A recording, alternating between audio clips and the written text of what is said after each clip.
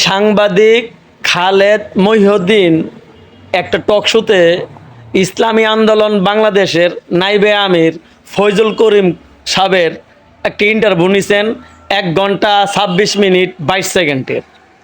তো ওই জায়গায় পুরো ইন্টারভিউ তো আপনারা সবাই দেখছেন, অনেকেই দেখছেন। ওই জায়গায় খালেদ মহিউদ্দিন সাহেব বলছে ফয়জুল করিম সাহেবকে, আপনারা যদি ক্ষমতায় যান তাহলে কি আপনারা কি শরিয়া আইন চালু করবেন? নাইবে আমির সাহেব বলছে হ্যাঁ আমরা করব, আমাদের তো আমরা ইসলামিক রাজনীতি করি, আমরা তো আপনার এই শরিয়া আইন প্রতিষ্ঠার জন্য কাজই করতেছি। আরও বলছেন আপনারা কি আফগানিস্তানে বানাবেন? সে বলছে হ্যাঁ আফগানিস্তানে যেসব ভালো শরিয়া কাজ আছে ওই কাজ করব। আবার বলছে আপনি কি ইরান বানাবেন?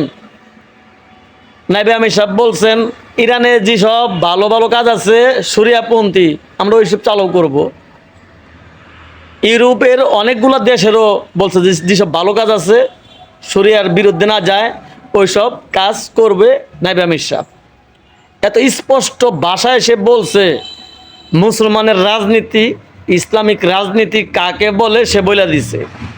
তারপরও যারা ইসলামিক দল আছে তারপরও যদি বলেন যে সে চরমোনাই ভণ্ড, চরমোনাই ইসলামের শত্রু, চরমোনাই বাতেল, আমি তাদেরকে বলতে চাই তাহলে ইসলামিক রাজনীতিটা কি তাহলে আপনারা আমার বলেন।